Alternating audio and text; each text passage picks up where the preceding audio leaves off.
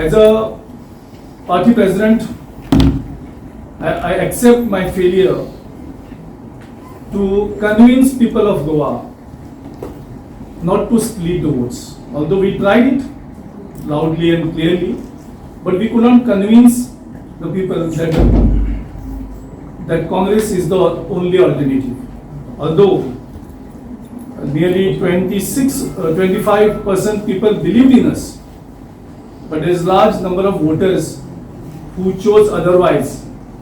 And time and again BJP leaders were saying they will win these Goa elections because the three parties will split the Congress votes, and I feel somehow they have succeeded as of now. We just want to congratulate all the winners. We have a very young team. When we had gone for the elections, we had just one MLA, that is our CL leader, Digambar Kamal. And today we have all young new faces, maybe 8 new faces that have come, young faces that have come, and they are committed to the cause of people of Goa.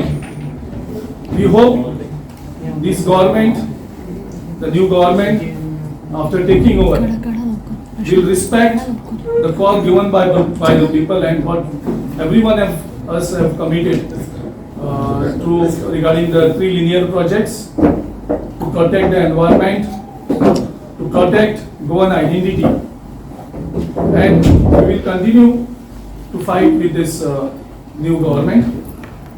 Secondly, as a party president, I accept my failure also for not able to bring my party to victory.